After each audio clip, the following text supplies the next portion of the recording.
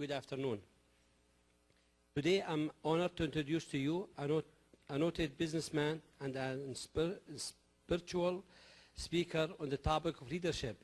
Sheikh Hussein al-Banawi is the chairman and CEO of the Industrial Group, a market leader in specialty chemicals, packaging and food flavors, which has operations throughout the Middle East and Africa. He is a founder of the chair in Islamic Economics, Finance and Management at Rice University in Houston, Texas, a trustee and vice chairman of the Executive Committee and chairman of the Investment Committee of the World Waqf Foundation of the Islamic Development Bank, a founding member of the John Gerhard Center of Philanthropy and Civic Engagement at the American University in Cairo, and a member of the Board of Advisors of the Taylor Institute for Global Enterprise Management at Franklin College. He received his master's degree in business administration from Rollins College in Florida, USA, and his bachelor's degree from Franklin College in Lugano, Switzerland, where he was recognized for his great and consistent dedication to the college and was awarded the 2012 Ursula Laurie Outstanding Service Award for launching the Personal Development Scholarship Program, which supports students who mentor other students in academic and other activities. On behalf of KAUST, I would like to express my warmest thanks to Sheikh Hussein for his contribution to this success of WEB 2014 by agreeing to be one of our speakers at the Business Leadership Series, Learn to Lead. Today, we are honored that he will be sharing with us his philosophy on effective leadership embedded in his recently published book, The Unknown Leader, Discover the Leader in Yourself. This is a very unique book that includes interviews with leaders in the Middle East. It was interesting to read the accurate portrayal of many of the individuals mentioned in this book, and as I have the pleasure of knowing quite a few of them already. Of course, I don't want to spoil this moment by mentioning a number of names in this presentation today. And instead, I encourage all of you to read the book. Lastly, I comment Sheikh al-Banawi on his achievement, and we wish him continued success with his book. Ladies and gentlemen, I present to you Sheikh Hussein. Thank you.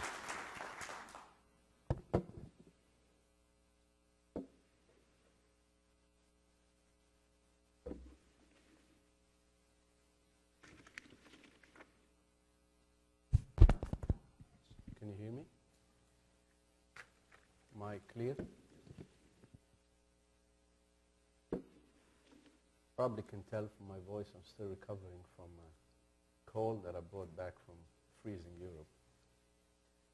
Hope you bear with me.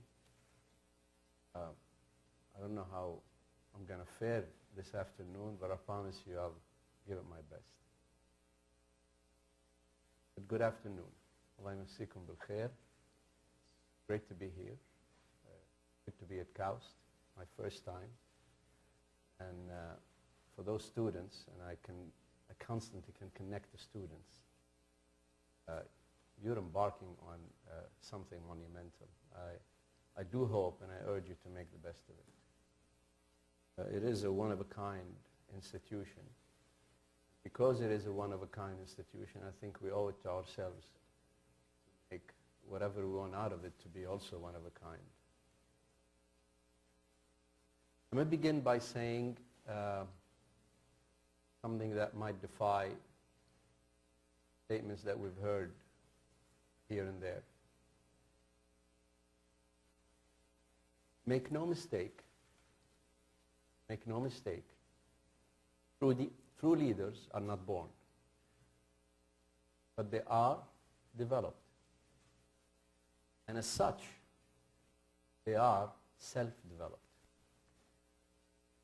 Fame and glory is not their pursuit, but yes, a great cause, a selfless mission, and a worthy dream.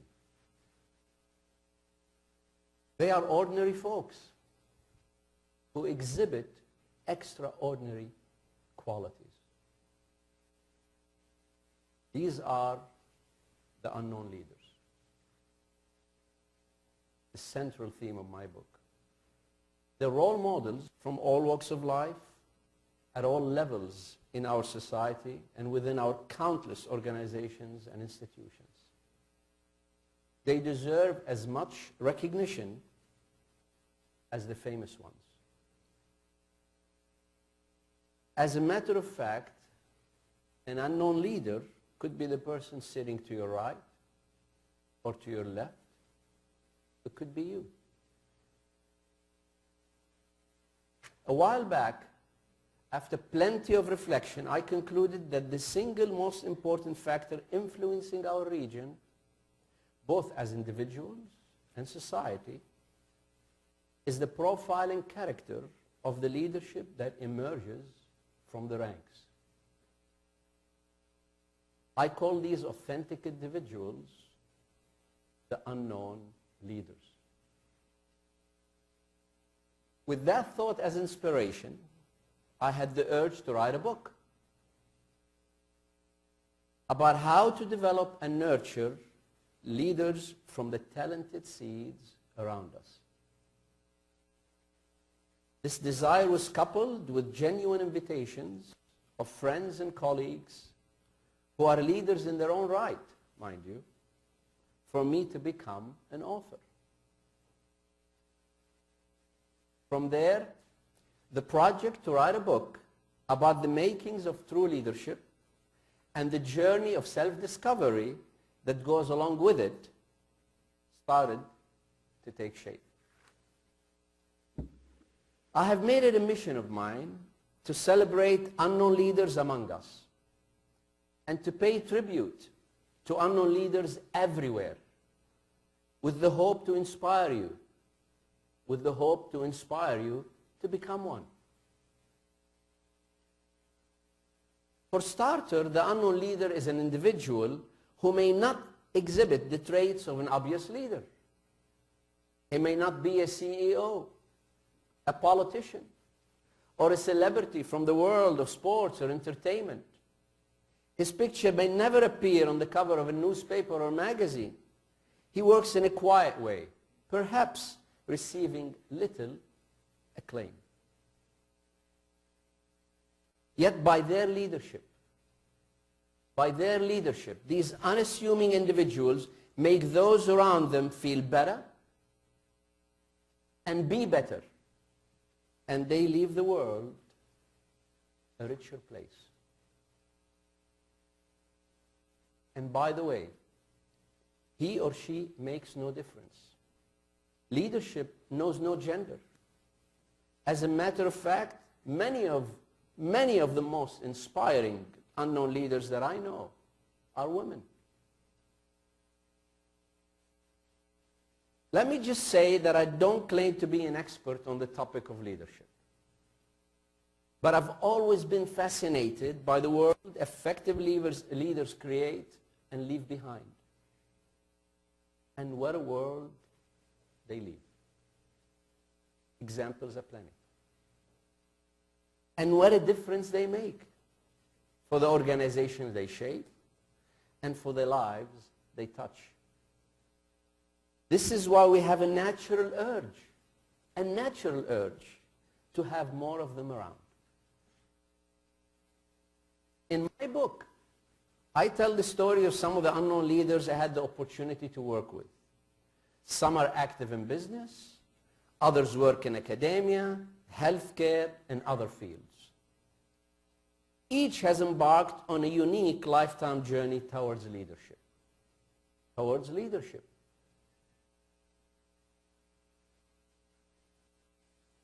No two lifetime journeys are alike. Each path has its unique twists and turns, hurdles and challenges, highs and lows. But every aspiring leader is engaged in such a journey. Every aspiring leader is engaged in such a journey, as I know from my own experience. In my early pursuit of learning more about how effective leadership is exercised, I embarked on a journey, and as such, an epic journey. Perhaps as I share some of my experiences and insights today, you will recognize passages from your own, even as a startup. My journey of self-development ultimately shaped me to be better at what I do and how I do it. And if you happen to be sitting at a position with certain influence and responsibility, no matter how modest, the journey will help you develop and evolve from a mindset of authority to a mindset of leadership.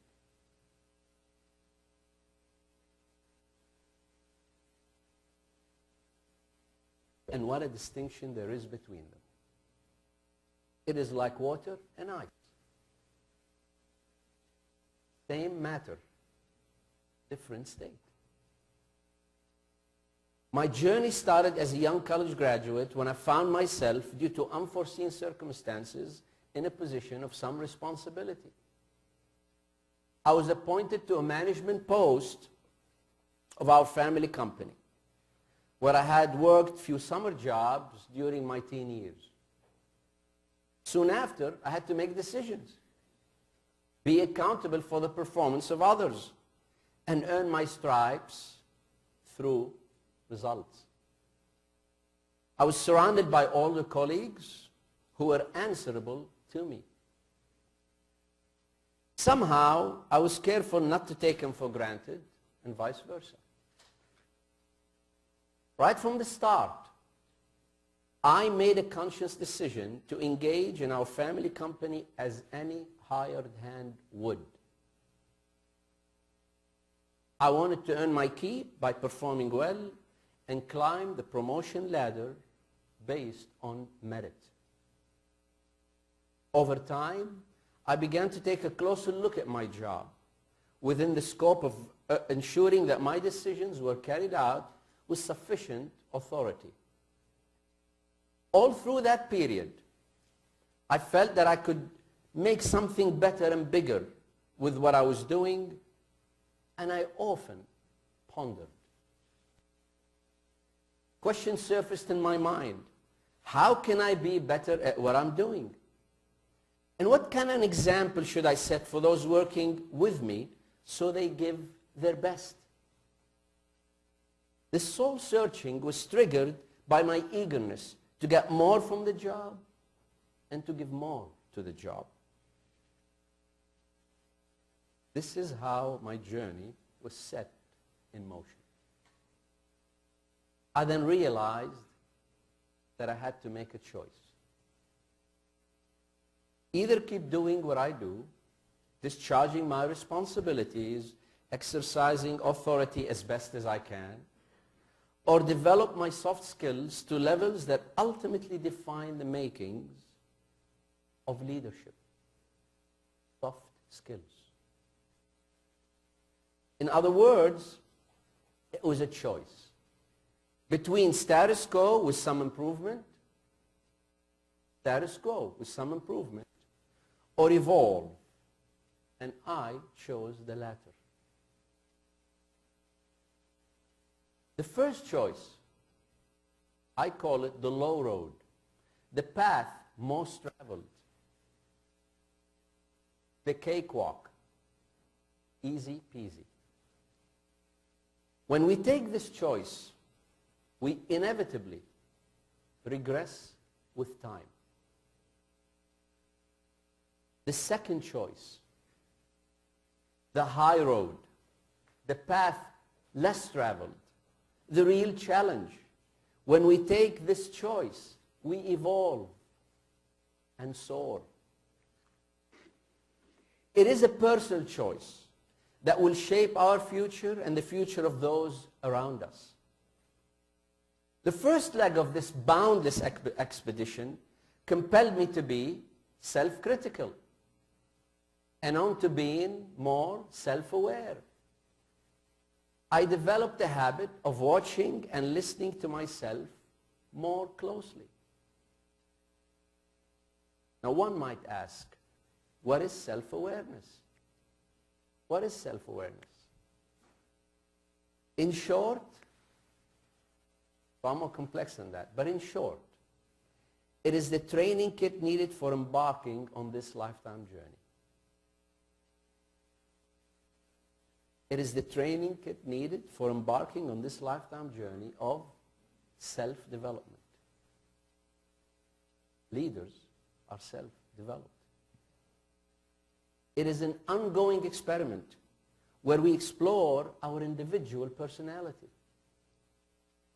Because we are all different in the way we react to things, learn, and synthesize information, it is imperative to spend time in self-reflection to gain a better insight into oneself.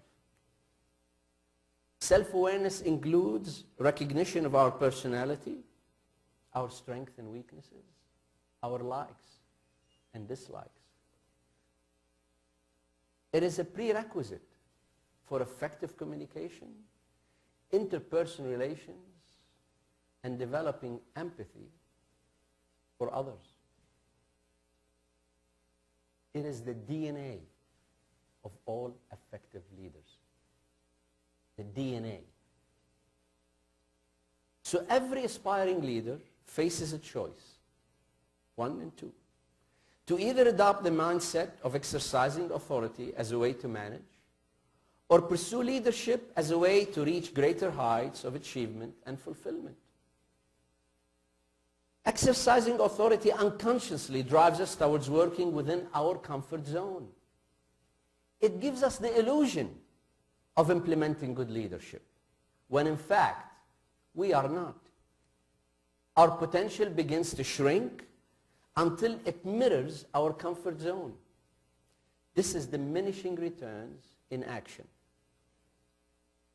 By contrast, pursuing leadership drives us to test our boundaries and to break out of our comfort zone. Invariably, we end up pushing the envelope of our present abilities in search of new potential. In exercising authority, we develop the perception that our decisions and our character are inseparable. And if someone questions our decisions, we feel as if our character is being undermined and threatened. The result over time is an enterprise where management is beyond challenge and ultimately beyond accountability. On the opposite side, in implementing good leadership, the job starts in making decisions. True leaders relish the opportunity to engage and have no problem with their decisions being put for review and analysis. True leaders constantly question the norm. They recognize that making the right decisions is critical. For sure it is. However, they also understand that failure of decision is not necessarily failure of character. They work on their shortcomings as they build on their strength.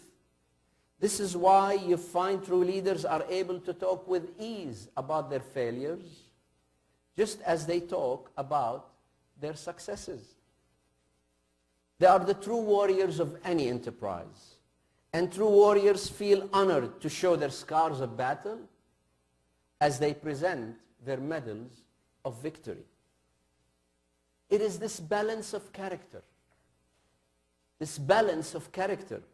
call it temperament, that distinguish those that pursue leadership from those that exercise authority. I can say with certainty that unknown leaders exemplify a true sense of everyday effective leadership and give the word leadership a human dimension. So my personal journey of self-development began with questioning.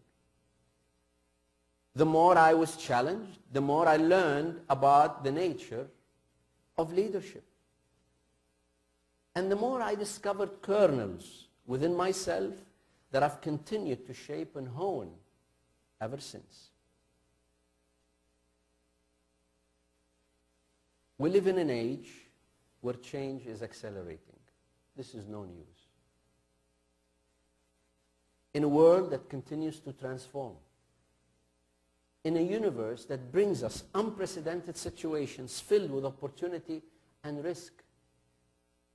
In a society where our youth present us with new challenges and hope. In a marketplace that keeps redefining the rules of the game. In a world like ours, the dire need for our leadership to evolve and innovate is paramount. Simply exercising authority, as we are often inclined to do, will pretty much give us a tomorrow that is a remake of yesterday with cosmetic changes. Exercising leadership will require us to reinvent ourselves by staying true to our core.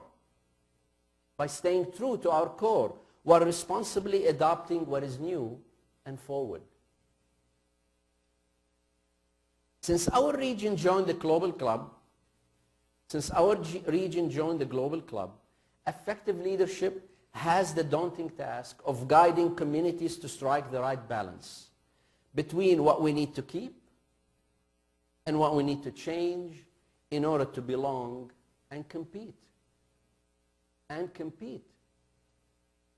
Holding back, fearing to open up, living with skepticism is the mark of enterprises with leadership on the sideline. Venturing into the future, taking calculated risks, and capitalizing on our human capital as a collective asset is the mark of leadership at the front line and in the trenches. Effective leadership instills confidence and dispels doubt. It allows controversy, but welcomes diversity. It invites innovation and provokes creativity.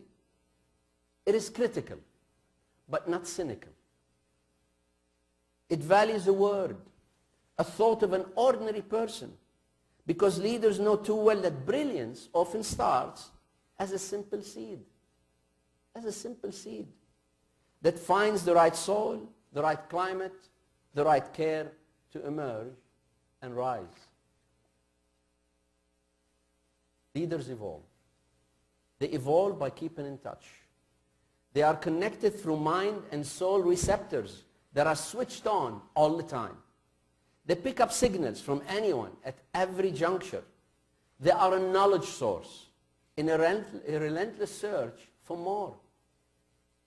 They keep learning and delight at every chance to pass knowledge and experience on to others.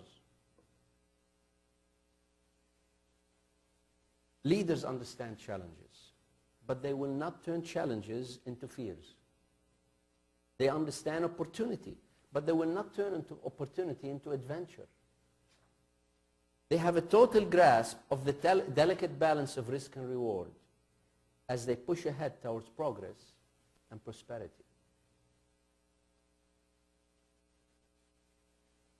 At the end of every journey, we look for signs and signals that we have arrived, taken a road trip. If leadership is your goal, and I really truly hope it is, how will you know when you've reached your destination? Recently at the Industrial Group, we decided to offer an annual award to honor those of our country's most remarkable young leaders in the private sector. Unknown leaders in the making, if you will. In planning the award process, we realized we needed a clear definition of leadership in order to have consistent criteria for the prize. This led to a prolonged discussion and a thoughtful dialogue among me and my associates within and outside our company. Our debate and the search that followed, together with the lessons learned from my own lifetime journey, made me believe that the following list of 6 attributes captures the crucial characteristics of a true leader. 6. A true leader is visionary, collaborative, nurturing, resilient, authentic, and committed to excellence in execution. Now those words are rich in implication. But what do they really mean? What do they really mean? Let's take a little time to summarize only each one of them. Visionary. I define a vision as a dream with precise architecture. One that is capable of inspiring others to join them in the quest of bringing the dream to reality. Leaders with a sound sense of tactics are plentiful. And they're good, but not good enough. Those who are able to project a vision for the long term are uncommon, and therefore much more valuable. Such leaders don't just create opportunities. They leave behind institutions with a thriving corporate culture that brings out the best in individuals and teams. And it is with this that legacies are born. A vision is not elitist, but rather built on inclusiveness. It embraces and empowers those around us in ways that help them develop and realize their own vision. A vision that creates others. The soul of a vision is always about improving the quality of life for individual men and women. Without this selfless cause, a vision is inadequate and lacking.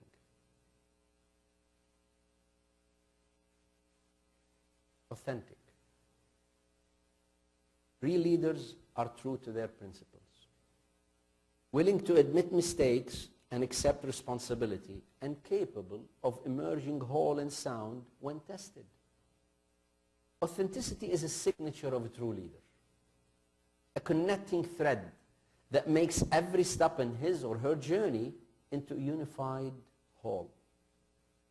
Authenticity is that special ingredient to touch and affect and inspire others. And you could sense it. It is closely intertwined with integrity and ethics. A person who's authentic is unafraid to reveal his true self. And this can only be the case when he has done what is right according to his best lights, rather than fudging the truth, cutting moral corners, or taking advantage of ambiguity to benefit himself at the expense of others. Nurturing. The art of leadership as nurturing takes several forms. A true leader is constantly transforming knowledge and experience onto others. Nurturing is not hand-holding, so don't mix the two. Leaders are gifted with the patience to allow others to grow and explore. They provide you space. They don't breathe over your neck. To be nurturing requires control over one's own ego. You've got to control your ego. And remembering that the role of a leader is ultimately to serve. Bearing in mind that it takes leaders to develop leaders. Collaborative. In today's complex world, the traditional model of top-down autocratic leadership simply won't work. Realizing any vision requires in-depth understanding and the ability to make smart, informed decisions at every level in the organization and at every step in the process. In short, today's world requires and demands co-pilots, not just followers. And this means that the leader must be prepared to lead in a collaborative rather than authoritarian style. The collaborative leader is ready to accept responsibility when things go wrong, but quick to share the glory when things go well. Resilient.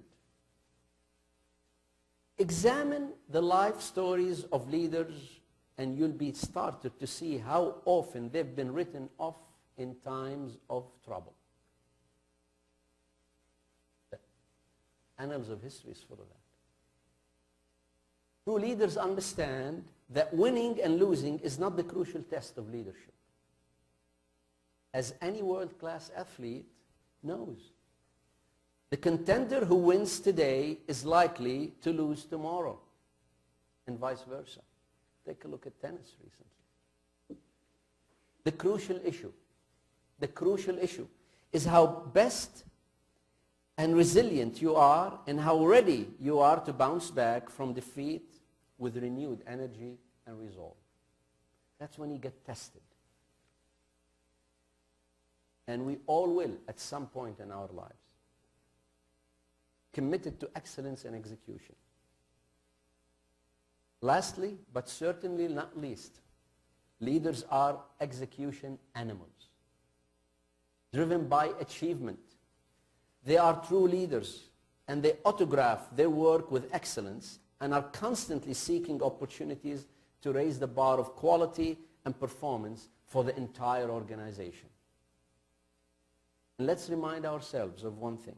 Mediocrity is a malaise. One that we can choose to accept or reject. Sadly, far too many people are willing to settle for it rather than insisting on aiming high and working fiercely towards excellence.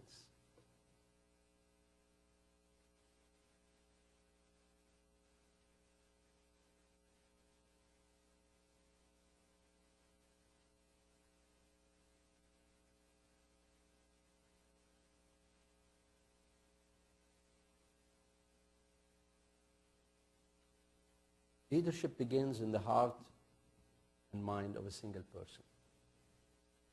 Its seeds are sown through a journey of self-discovery.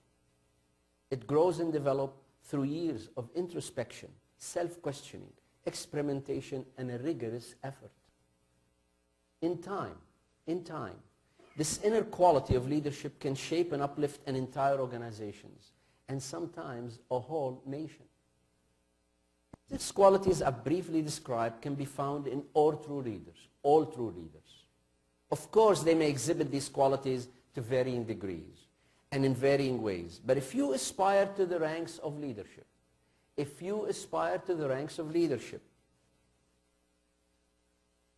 need to accept the challenge of developing all 6 qualities in yourself.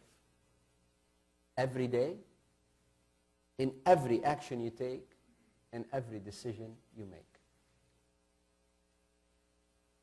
The journey of self-development at times is agonizing, and there are no guarantees as to the outcome. I cannot give you any. Yet when we take the high road where we started and stay on it, the feeling is indescribably gratifying. In an ironic way, really an ironic way, you feel more natural, more your true self, and more in touch than ever before, as well as a strong sense of humility. We become a better person, a better spouse, a better parent, a better colleague, and on top of that, we'll possess the fabric and makings of genuine leadership. Our guide, our compass, along this journey is our faith in ourselves. And of course, our faith in the Almighty Creator. But let's not forget our faith in the fact that we are in our present position for a bigger reason and a larger good. Regardless of the outcome, this journey is a prize in itself. Whether we do evolve into the leader we wish to be or not, others close to us will see a remarkable difference in how we have become. This voyage into oneself is an uplifting course, though demanding and requires personal courage and resilience.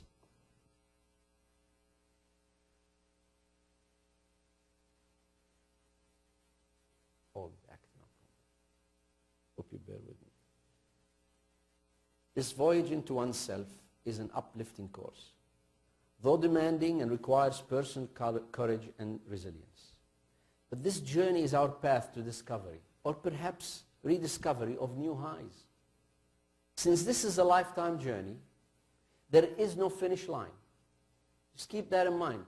been asked that, there is no finish line. There are no stop signs.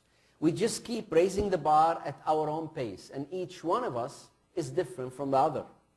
More important, you leave behind a legacy that enriches the people you've touched, the organization you've strengthened, and the causes you have championed. But let's not allow the mind with its fears, and the mind does have fears, with its doubts, with its on and off tricks to hold us back from experiencing the ride of a lifetime. As our region evolves and grows into an ever-expanding role on the world stage, leadership at every level becomes much more paramount.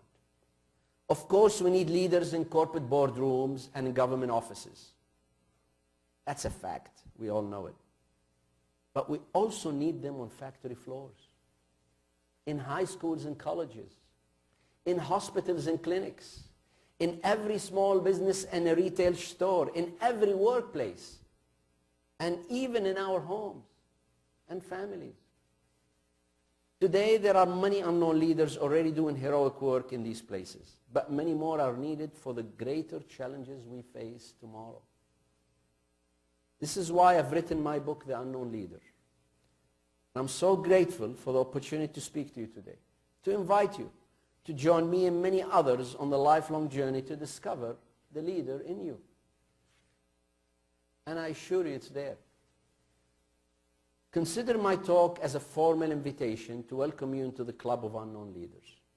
It is a very special group of people, unassuming but remarkably instrumental. As a member of this vast, humble, and exclusive club, you'll find that life is a never-ending series of fascinating challenges and opportunities. An epic journey that is a personal triumph in itself, the journey in itself. Worthy of the designation, the unknown leader. So start your journey and stay the course and have a story worthy of telling. And thank you.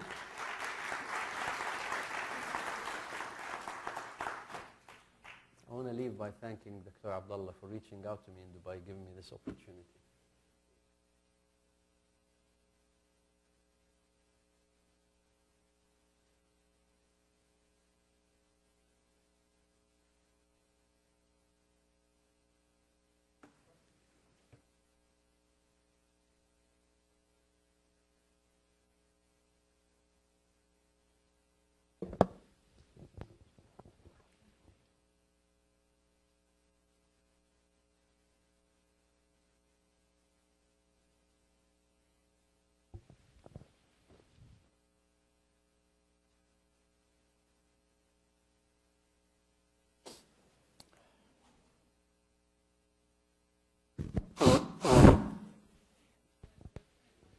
Sorry.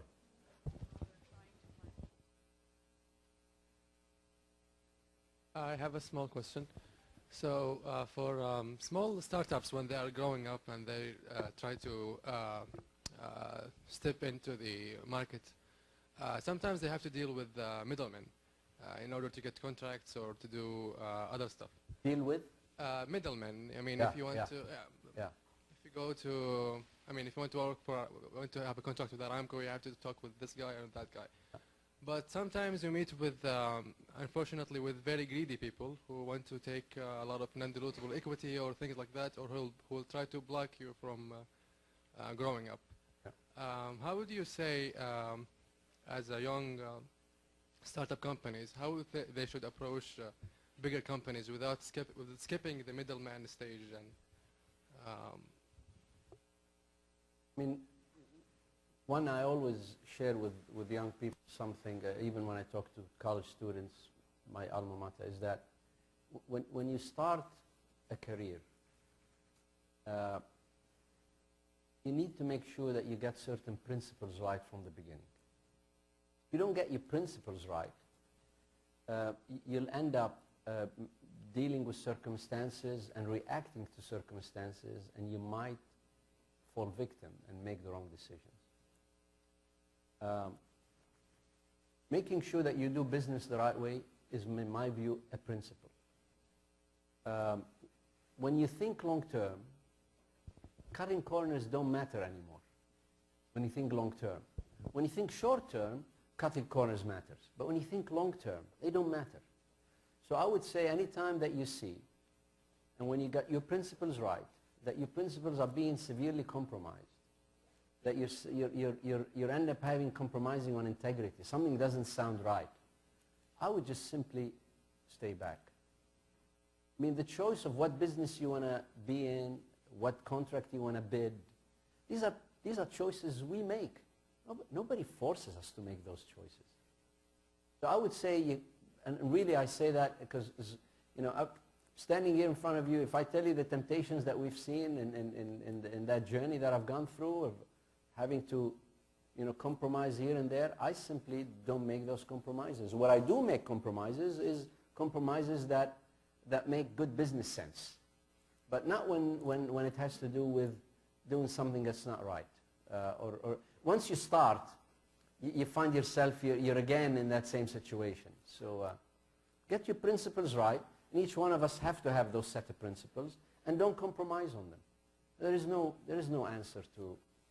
Now if it's clean, and you know, I don't know the detail, the middleman or whatever. I mean, if it's a clean business, fine. But if you smell something, that you smell a rat, as they say, it's just, I would advise that you look somewhere else. Is my view. You're young, so when you become 60, you look back, you say, I'm glad I've made those decisions. They compromise us. One thing I say about integrity, if you sell it, you can never buy it. You can never buy it. Could buy many things, you know, but not integrity. So I would say just put a sign, it's not for sale.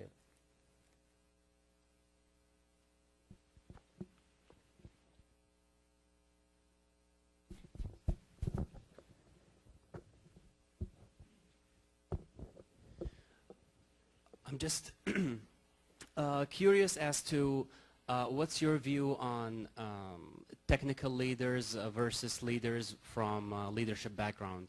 Are you more towards appointing managers who have technical experiences in their fields or in the fields of the organizations that they will lead, or towards appointing managers who come from a leadership backgrounds from even other fields?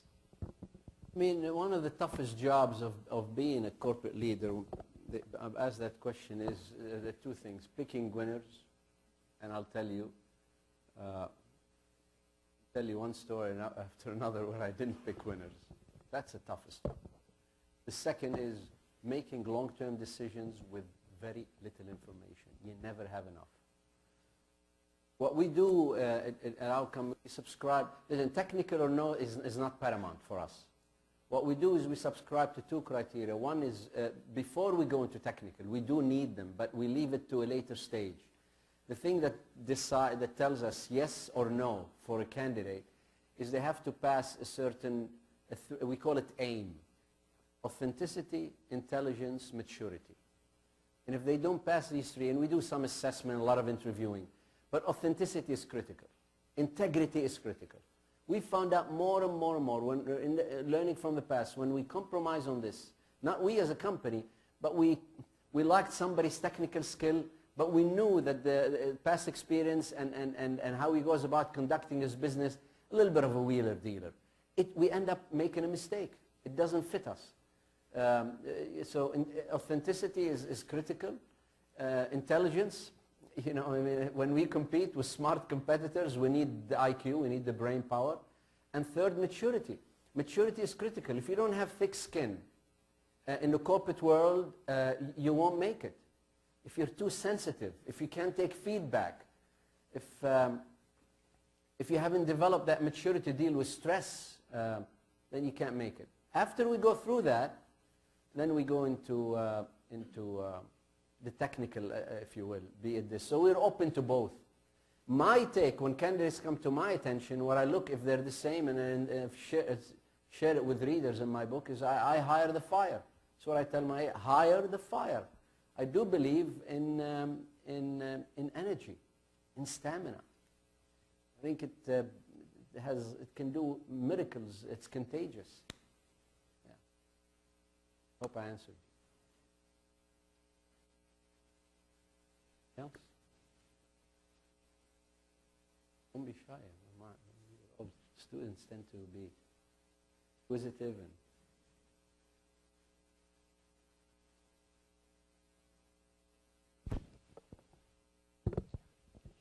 I'm just wondering about the 6 criteria that you were mentioning. Maybe what tips you might have on how to develop them, because we're all a bit younger, kind of starting up on that stage. How do you work on really developing those criteria, and which ones do you think maybe to focus on more earlier, or any type of advice you'd give about developing those criteria? I mean, there's no textbook approach to this. What I have tried sharing with those that work with me and sharing with the readers, with the Unknown Leader, is what I finally convinced that these are the criteria. When you check the boxes and you find them in an individual, that you do have a true leader. But they're no textbook. You need to work on them early on. And there are all kind of knowledge that you can pick up here and there to develop being a collaborative, a team player, being nurturing, and understand that eventually you need to make sure that you delegate, and you need to make sure that you work with others and give others a chance.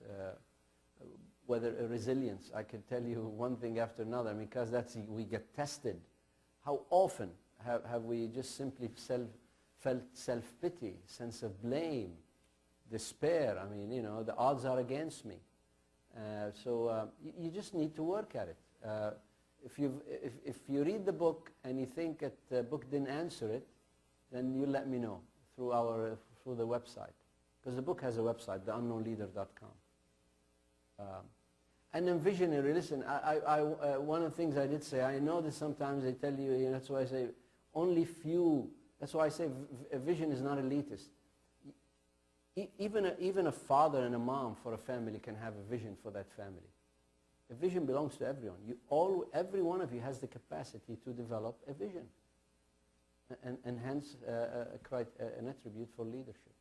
You just work at it. But it is difficult, and I'll tell you, authenticity is difficult, resilience is difficult.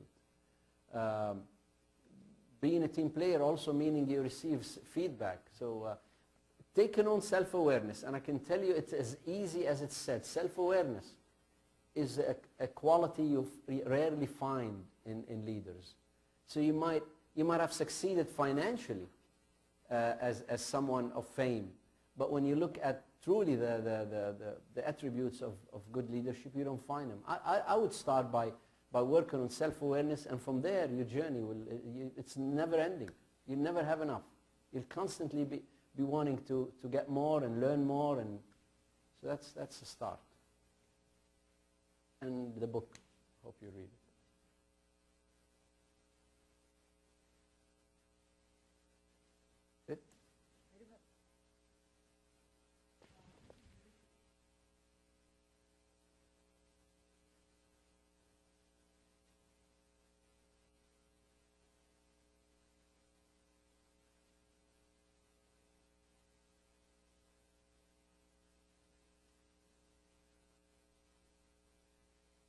Starts by letting them critique the mom, asking questions. You'd be surprised. Kids have the capacity to ask questions.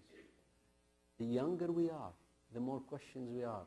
It's fun. All the time. Yeah, all the time.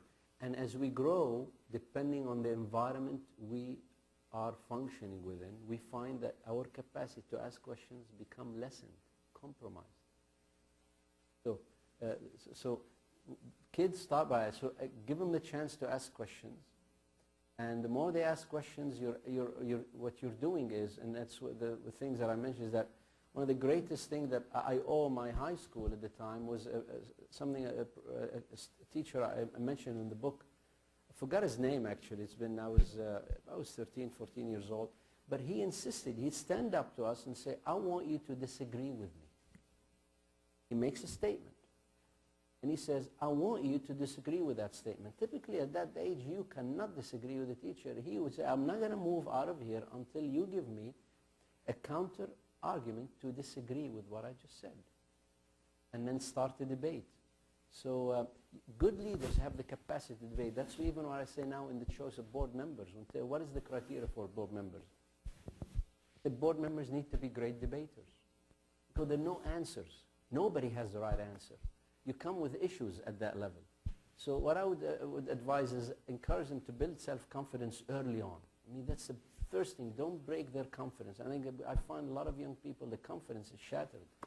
You cannot have leaders without confidence. So self-confidence, the capacity to ask questions, and then naturally make sure that you're surrounded with people. I always tell my kids, you know, if you want a criteria for a friend, ask yourself, not a friend that makes you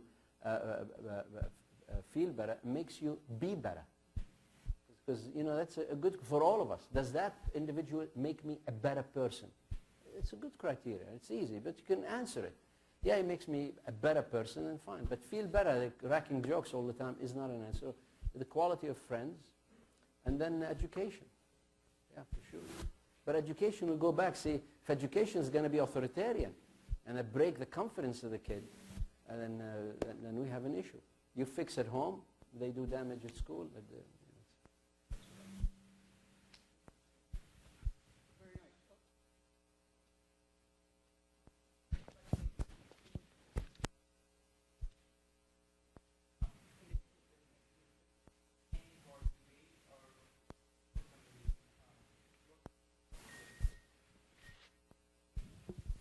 I mean, my kids ask me that question all the time. Bill Gates doesn't have a degree, Dad, so why do we need a degree?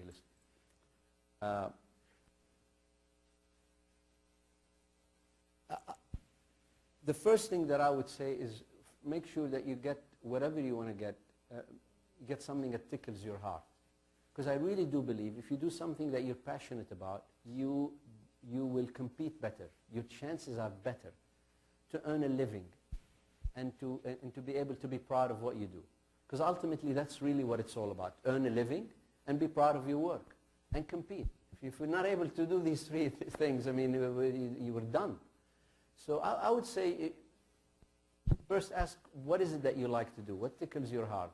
And if you ask me college degree or work, meaning work before college degree, not even vocational, not even apprenticeship, is that what you mean? Or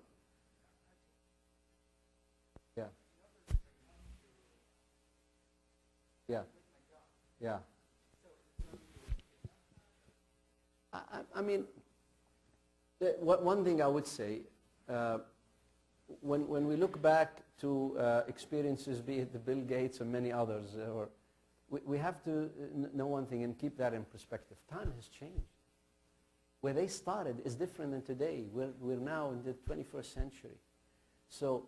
And it means that a lot of young people out there, college graduates, they're all going to compete for similar jobs.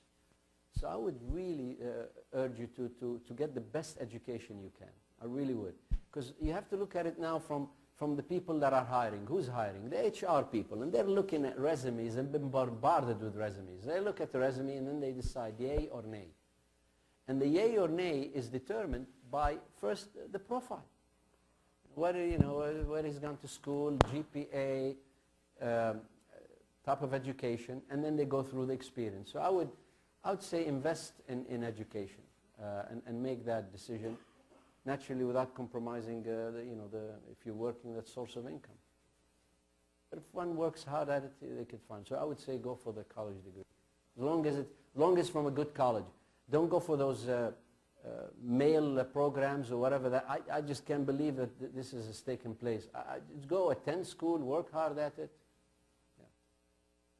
Okay. Hussein again. Thank On you. behalf of the West, we have Thanks. Good to be with you. a small gift. Thank you. Astrolab Thanks. Very kind. on a web shirt. Very good. And Sheikh Hussein has agreed to sign books if you'd like for a few moments. If you have them, I'll sign them. Allah Afrika.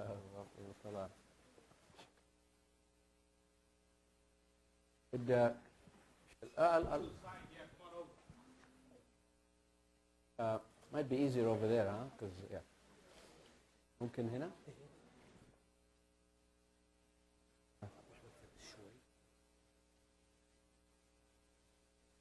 إيه. ممتاز. سلم.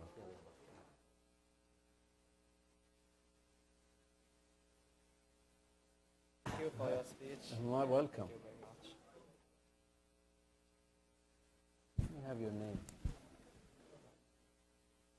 Spell it for me.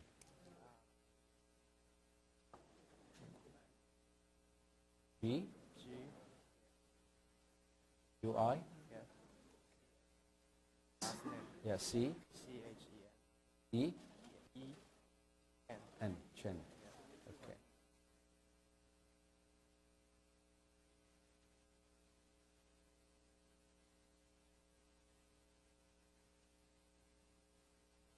Alaikum salam. Sam.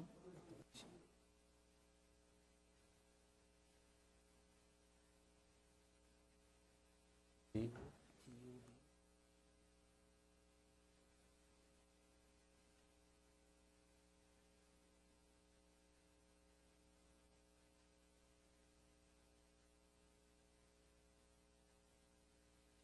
You did an amazing job.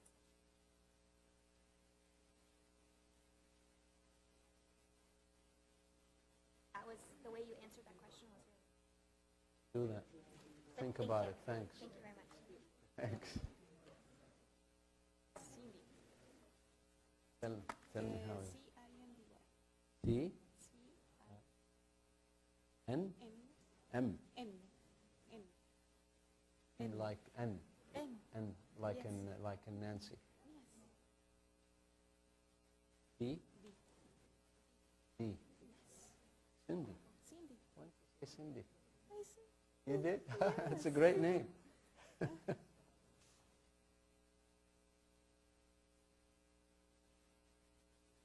Thanks.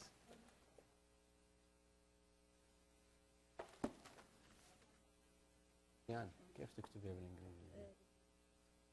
W E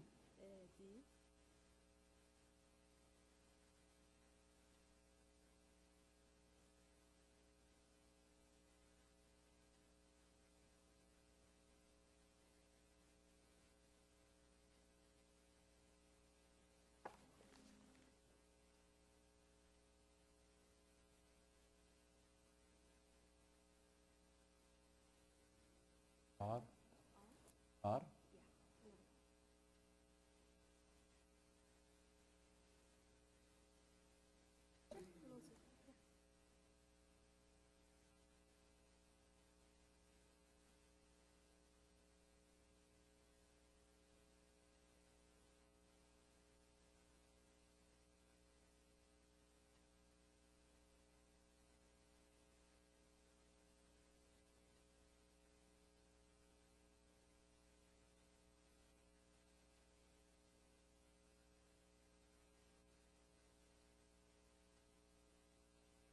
Like that's the antagonistic, exact antagonistic to your opinion on that. Because you've seen like a lot of successful people in the past that kind of control. I wouldn't be surprised that at the beginning of mode. Yeah. But they evolve. Good ones evolve. Yeah. The good ones. Those that don't evolve, well, we know. I mean, you just go back and read what happened. Yeah. Yeah. But it is typical of entrepreneurs, by the way, Yeah. and early entrepreneurs to be like that. Yeah. Yeah, but they take on that journey and they will evolve. I want to ask you.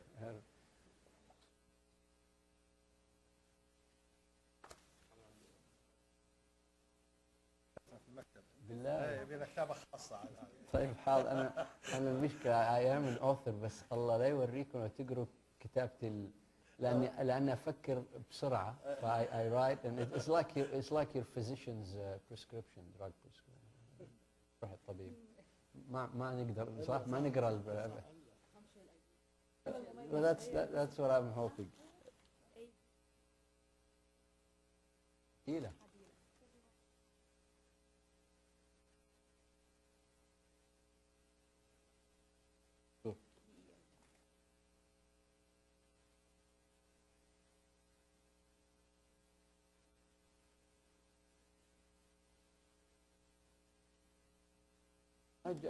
جيبوها نحن ما زلنا ورران. بالله لا ما علينا زرع then I owe them. Tell me how you write it. P T-S-I K-Y.